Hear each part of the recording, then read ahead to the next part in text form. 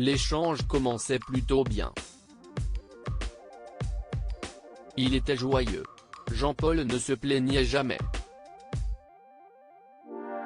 Toujours de bonne humeur, toujours le sourire, commentait l'humoriste et imitateur Laurent Gérard au micro de France Info lors de l'hommage national célébré en la mémoire du regretté Jean-Paul Belmondo, le 9 septembre 2021 à Paris.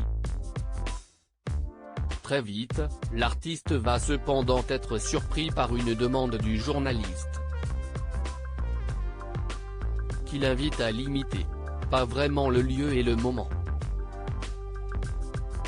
Dans un éclat de rire, Laurent Gérard répond « Non, ce n'est pas le moment. Si est gentil, mais je n'aille pas le cœur à ça. » Un petit recadrage pour justifier le moment de deuil et de respect qui avait lieu aux Invalides. L'humoriste a toutefois su trouver les mots pour qualifier son ami. La dernière image que je garderai, si est son sourire, commente-t-il. Laurent Gérard lui aussi était submergé par l'émotion lorsque la musique du professionnel a résonné dans la cour des Invalides alors que le cercueil de Jean-Paul Belmondo était emmené vers l'extérieur. À en donner la chair de poule. Pour moi, si est quand même la musique du professionnel à la fin quand je l'ai vu partir. J'étais triste, et je me suis dit qu'une page de notre histoire se tournait, résume le comique.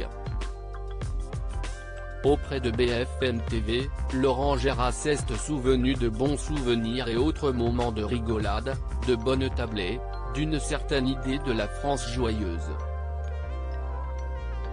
Il plaisantait beaucoup, Jean-Paul, c'était quelqu'un de très joyeux. C'était un privilège de le connaître.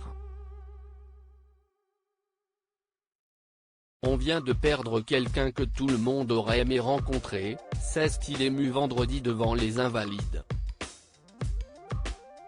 Le lendemain, il était de nouveau présent aux obsèques de l'acteur, dans le 6e arrondissement.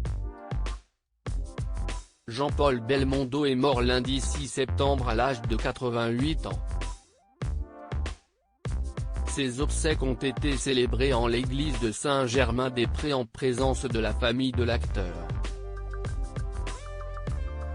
Il était très fatigué depuis quelque temps, annonçait son avocat et ami de longue date Michel Godest à l'AFP.